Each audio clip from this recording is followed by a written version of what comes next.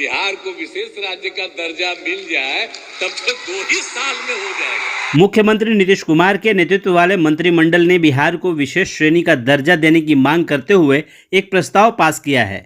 यह प्रस्ताव बिहार में जाति आधारित सर्वेक्षण के आधार पर लाया गया है।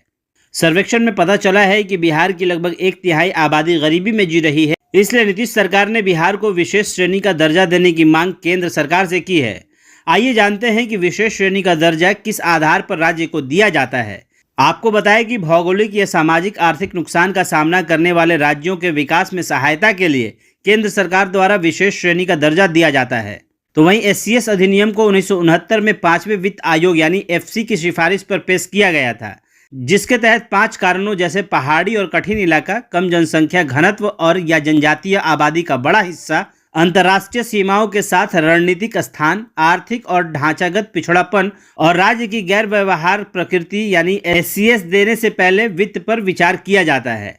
वहीं आपको ये बताएं कि 1969 में जम्मू और कश्मीर, असम और नागालैंड को SCS प्रदान किया गया है, जिसके बाद अरुणाचल प्रदेश, मणिपुर, मेघालय, मिजोरम, सिक्किम, त्रिपुरा, हिमाचल प्रदेश और उत्तराखंड सहित 8 और राज्यों को पूर्ववर्ती राष्ट्रीय विकास परिषद द्वारा SCS दिया गया है। SCS प्राप्त राज्यों को गॉडगिल मुखर्जी फार्मूला के आधार पर अनुदान मिलता है। इसके तहत कुल केंद्रीय सहायता का लगभग 30% SCS राज्यों को दिया जाता है। हालांकि योजना आयोग की समाप्ति और 14वें-15वें वित्त कमीशन की सिफारिशों के बाद SCS राज्यों को ये सहायता सभी राज्यों में बांटे जाने वाले फंड के बराबर कर दिया गया है।